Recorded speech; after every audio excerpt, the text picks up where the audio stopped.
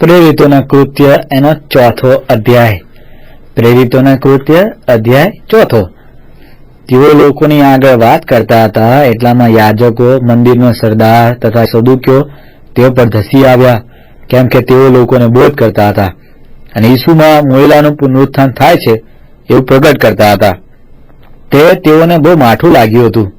તેઓએ તેમના પર હાથ નાખ્યા અને તે વેળા સાંજ પડી હતી, માટે બીજા દિવસ સુધી તેઓને બંદીખાનામાં રાખ્યા. તો પણ જેઓએ વાત સાંભળી હતી તેઓમાંના ઘણાએ વિશ્વાસ કર્યો, અને વિશ્વાસ કરનારોની સંખ્યા આશરે 5,000ની થઈ. બીજા દિવસે તેઓના અધિકારીઓ, વડીલો, શાસ્ત્રીઓ તથા અન્નાસ પ્રમુખ યાજક, કાયાફા, યોહાન, આલેક્સાન્ડર તથા પ્રમુખ યાજકના સર્વ સગા યરૂશાલેમમાં એકઠા થયા. તેઓએ તેઓને વચમાં ઉભા રાખીને પૂછ્યું કે કેવા પરાક્રમથી કે કેવા નામથી તમે એ કર્યું છે.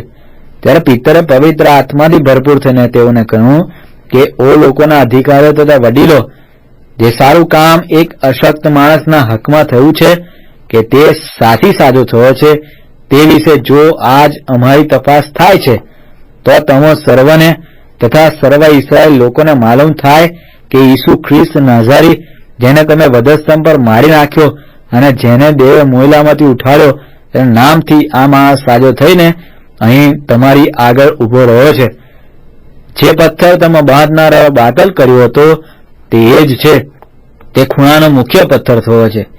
બીજા કોઈથી તારણ નથી, કેમ કે જેથી આપણું તારણ થાય એવું બીજું કોઈ નામ આકાશ નીચે માણસોમાં અપાયેલું નથી. ત્યારે પિતર તથા યોહાનની હિંમત જોઈને તથા તેઓ અભણ તથા અજ્ઞાન માણસો છે એ ધ્યાનમાં લઈને તેઓ આશ્ચર્ય પામ્યા, અને તેઓને ઓળખ્યા કે તેઓ ઈસુની સાથે હતા. એ સાજા થયેલા માણસને તેઓની સાથે ઉભો રહેલો જોઈને તેઓથી કંઈ વિરુદ્ધ બોલી શકાયું નહીં. પણ તેઓને સભામાંથી બહાર જવાનો હુકમ કર્યા પછી તેઓએ અંદર વિચાર કરીને કહ્યું કે આ માણસોને આપણે શું કરીએ, કેમ કે તેઓની મારફત એક પ્રસિદ્ધ ચમત્કાર થયો છે. એ તો યરૂશાલેમના સગળા રહેવાસીઓને માલુમ છે અને તેનો આપણે ઇનકાર કરી શકતા નથી. પણ લોકોમાં તે વધારે ફેલાય નહીં, માટે આપણે તેઓને એવી ધમકી આપીએ કે હવે પછી તમારે કોઈ પણ માણસની સાથે વાત કરતા એ નામ લેવું નહીં. પછી તેઓએ તેઓને બોલાવીને તાકીદ આપી કે વાત કરતા તેમજ બોધ કરતા પણ તમારે ઈસુનું નામ બિલકુલ લેવું નહીં. પણ પિતા યોહાને તેઓને ઉત્તર આપ્યો કે દેવ ના કરતા તમારું સાંભળવું દેવની નજરમાં યોગ્ય છે કે નહીં એ તમે જ નક્કી કરો, કેમ કે અમે જે જોયું છે તે સાંભળ્યું તે કયા વિના અમારાથી રહેવાય એમ નથી. તેઓને શિક્ષા કરવાનું કંઈ કારણ ન મળવાથી તેઓએ લોકોને લીધે તેમને ફરીથી ધમકી આપીને છોડી દીધા, કેમ કે જે થયું હતું તેને લીધે સર્વ લોકો દેવને મહિમા આપતા હતા.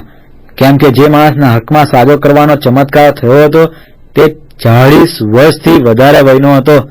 પછી તેઓ છૂટીને પોતાના સાથીઓની પાસે ગયા, અને મુખ્ય યાજકોએ વડીલોએ તેમને જે કંઈ કર્યું હતું તે સગળું તેમને કહી સંભળાવ્યું. એ સાંભળીને તેઓએ એક ચીતે દેવની આગળ મોટે સાદે કહ્યું કે ઓ પ્રભુ, આકાશ તથા પૃથ્વી તથા સમુદ્ર તથા તેઓમાંના સર્વને ઉત્પન્ન કરનાર તું છે. તે તારા સેવક અમારા પૂર્વજ દાઉદના મુખ દ્વારા પવિત્ર આત્માની પ્રેરણાથી કહ્યું છે કે વિદેશીઓએ કેમ તોફાન કર્યું છે અને લોકોએ કેમ વ્યર્થ કલ્પના કરી છે. પ્રભુની વિરુદ્ધ તથા તેના ખ્રિસ્તની વિરુદ્ધ પૃથ્વીના રાજાઓ સજ્જ થયા તથા અધિકારીઓ એકઠા થયા, કેમ કે ખરેખર તારો પવિત્ર સેવક ઈસુ, જેને તે અભિષિક્ત કર્યો, તેની વિરુદ્ધ હેરોદ તથા પોન્તિયસ પિલાત, વિદેશીઓ તથા ઇસ્રાયેલી લોકો સહિત આ શહેરમાં એકઠા થયા. તેથી તારા હાથે તથા તારા મનસુબાએ જે થવાનું આગળથી નિર્માણ થયું હતું તે સગળું તેઓ કરે. હવે હે પ્રભુ, તું તેઓની ધમકીઓ ધ્યાનમાં લે અને તારા સેવકોને તારી વાત પૂરેપૂરી હિંમતથી કહેવાનું સામર્થ્ય આપ. તે દરમિયાન તું લોકોને નિરોગી કરવાને તારો હાથ લાંબો કર અને તારા પવિત્ર સેવક ઈસુના નામે ચમત્કારો તથા અદ્ભુત કામો કરાવ. તેઓ પ્રાર્થના કરી રહ્યા ત્યારે જે મકાનમાં તેઓ ભેગા થયા હતા તે હાલ્યું. તેઓ સર્વ પવિત્ર આત્માથી ભરપૂર થયા અને દેવની વાત હિંમતથી બોલવા લાગ્યા. વિશ્વાસ કરનારાનું મંડળ એક મનનું તથા એક જીવનું હતું, અને પોતાના જે વાના હતા તેમાંનું કંઈ મારું પોતાનું છે એવું કોઈ કહેતું નહીં, પણ સભી વસ્તુઓ તેઓ સર્વને સામાન્ય હતી. પ્રેરિતોએ મહાપરાક્રમથી પ્રભુ ઈસુના પુનરુત્થાનની સાક્ષી પૂરી અને તેઓ સૌના ઉપર ઘણી કૃપા હતી.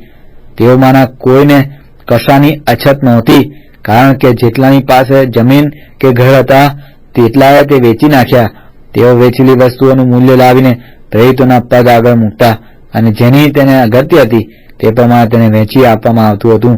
યુસફ કરીને એક લેવી હતો, તે સૈપ્રસનો હતો. તેની અંદર પ્રેરિતોએ બારનાબાસ એટલે સુબોધનો દીકરો પાડી હતી. તેની પાસે જમીન હતી, તે તેણે વેચી નાખી અને તેનું નાણું લાવીને પ્રેરિતોના પગ આગળ મૂક્યું.